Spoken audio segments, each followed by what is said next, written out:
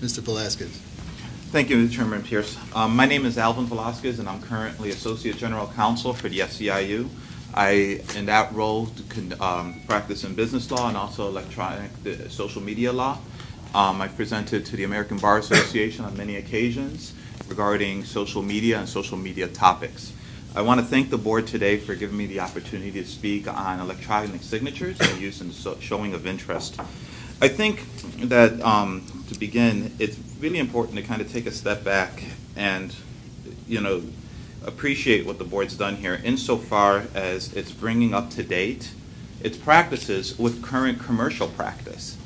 So, in other words, a lot of the proposal to accept e-signatures, first of all, brings it in compliance or in line with what the board is doing with regard to accepting position papers. Position papers are always signed by attorneys, sometimes by non-attorneys, with a electronic signature. When you go to shop online, we also understand that those are electronic signatures. And I think that if you look at other agencies, the SEC, HUD, the EPA, FERC, of all sorts, sizes, and dealing in all sorts of industries, they also accept electronic signatures for all sorts of various requirements. They can go from things as simple as just updated regulatory filings to much more sensitive things like your personal taxes. And similarly, electronic signatures are typically accepted, again, in buying things off of Amazon, all the way to things as sensitive as your last wills and testaments. And so I think that's very important to kind of take a step back and realize what the board's doing here is coming up to speed with what the rest of the world is doing. Secondly, I want to just point out that the board is also coming into compliance with congressional law and federal law. The Government Paperwork Elimination Act, the GPEA for short, and the e-Sign Act both require the acceptance of electronic signatures. If you read the electronic e-Sign, it says, notwithstanding any other statute, a signature, contract, or other record relating to any transaction may not be denied legal effect, validity, or enforceability solely because it is in electronic form. That language by Congress is fairly categorical, and that was enacted several years ago. Similarly, the GPEA asked that the OMB issue guidance requiring acceptance of electronic signatures by various agencies and to come into compliance with that in 2003. So we definitely appreciate that the board is bringing up to date its standards in terms of the notice of proposed rulemaking. The other thing I want to talk a little bit about is the issues of fraud. I think that's a very important issue to address. And there's a couple of ways to address that. First of all, we did some research on all the e-Sign cases. We looked at all the cases with the GPEA and e-Sign. What's interesting is not once in those cases is fraud ever alleged. No one ever says somebody else took my signature and faked it for me. You have questions of what the terms of a contract mean, and those are pretty typical business disputes. Those are pretty typical standard contract disputes. The other thing, too, is that the board can put in very simple guidelines regarding the showing of interest that are in compliance with, for example, the working group that the ABA established on contracting practices, electronic commerce, and in the Cyberspace Law Committee. This was issued in around 2002, 2003. I don't remember the date exactly. But they gave a bunch of kind of just very basic type of protections for people who are going on web pages and shopping. Like, for example, when you're using PayPal, you're using Amazon. What are some of those? Some of those are using clear words of assent, that you're agreeing, for example, to be a union member. You want to be a union member.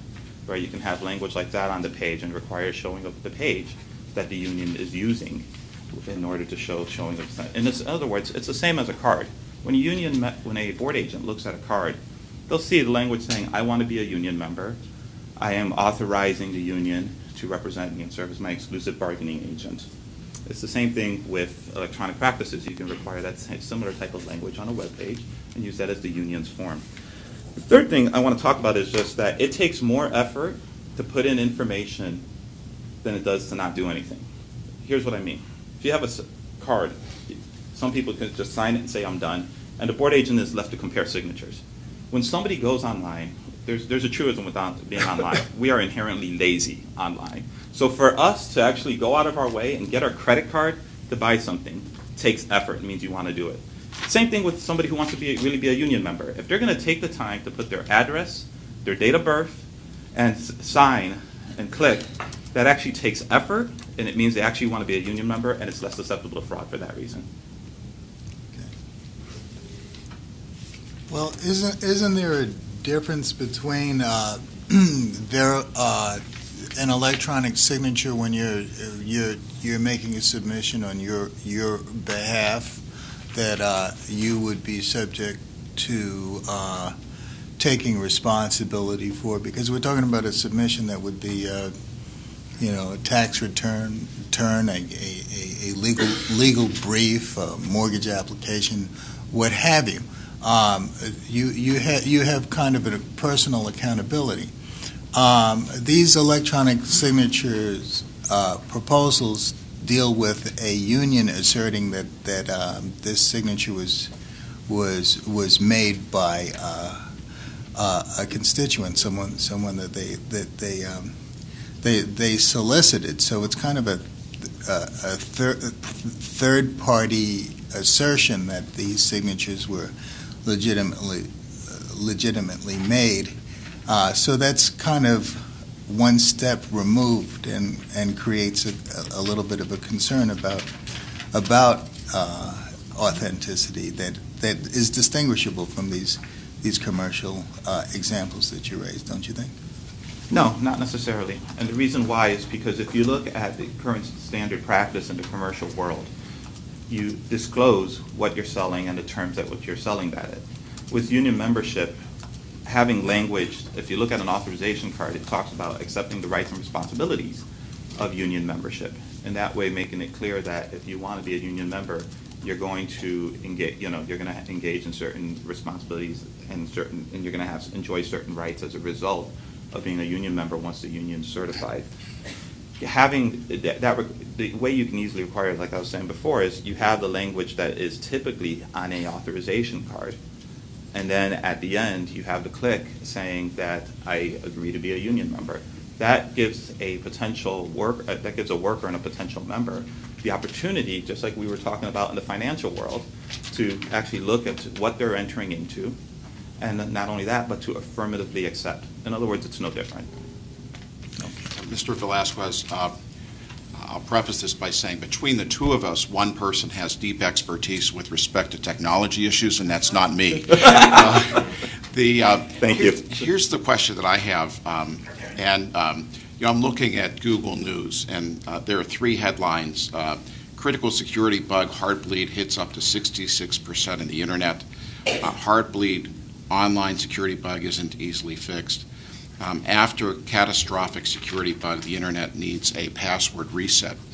And I have a practical question, which is, if one assumes a showing of interest was authentic and accurate, and if one subsequently discovers a potential security flaw, and again, my assumption is the showing of interest was sufficient, then what would be the appropriate treatment of the petition if it turned out one couldn't really verify that the security of interest, or the showing of interest was in fact affected by the potential security flaw?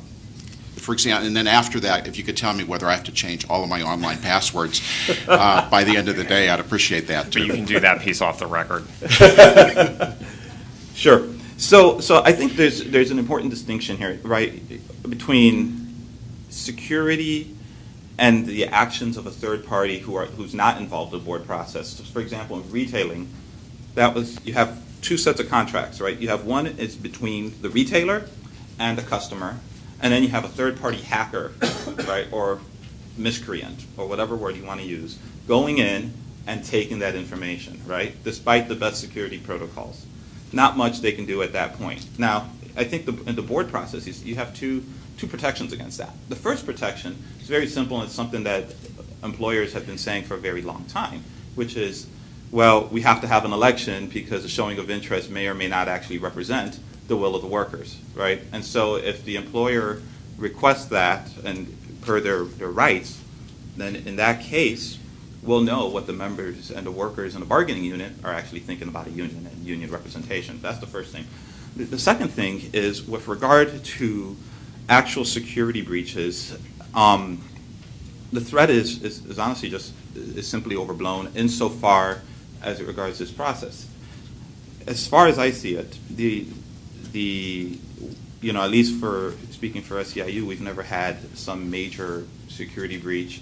We use industry compliance standards that that per our vendor contracts and other things, and so the likelihood of that happening, as I see it, is very slim. And so I just would caution the board against taking a exception and making it a rule. Yeah, and that would be a mistake to work to the exception or work to the worst case. Yeah.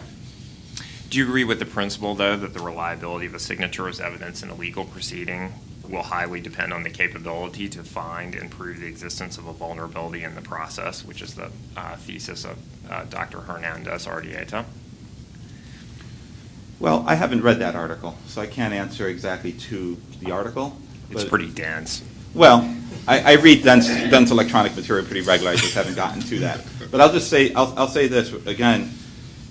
If we're looking at worst case scenarios, then we might as well not do online banking. We might as well not buy anything online. You might as well just say to your teller, start going to the bank and taking out money. Let me ask. So, do you think the e-sign model is one we should use basically for the showing of interest? Well, to be honest, I don't think you have a choice. Okay, then because the Act e-sign requires it, and if not e-sign, then the GPEA requires it. Right. I think in that model, though, the consumer has to give their consent to the electronic signature being used qua electronic signature, and it seems like, at least from your comments, when, for example, on page 11, you got approval from the FEC to do payroll deduction authorizations. It looks like you got employee consent to get an electronic signature. So would that be part of your model that you're suggesting? Well, I was going to say, there's various ways to get consent.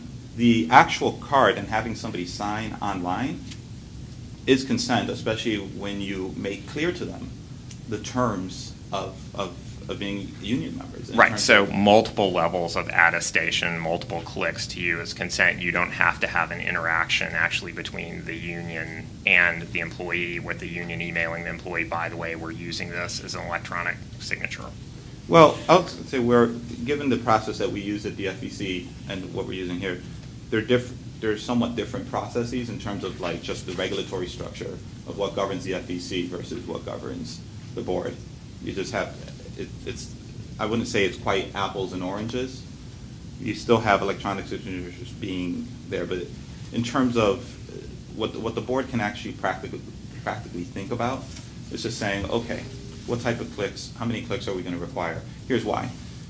The more, just like I said earlier, when you actually go ahead and enter information, that's an affirmative action, right? So you're already having information being entered. That's an affirmative action. You're already saying, I want to sign up and be a member. I've read everything. It takes care of all the consent issues. And not only that, but it's the direction that case law has been going to in the commercial sphere.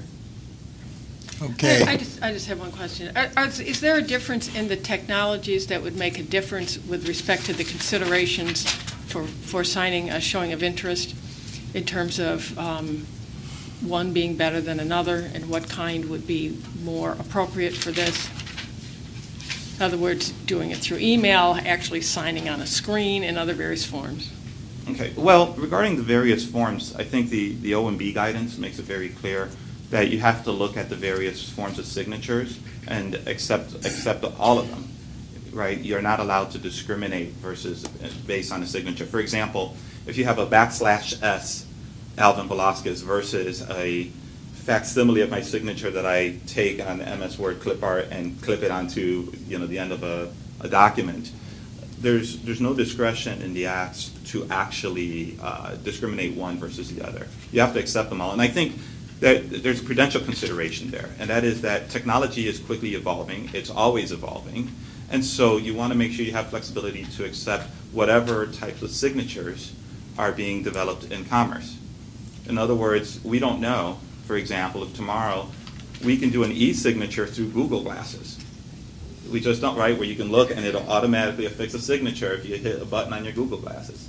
We don't know where technology is going to go because it's dynamic and it evolves quickly.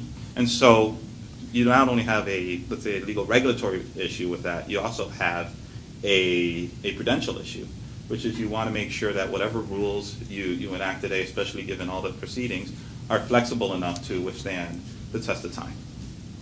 Thank you very much. Thank you. Thank you.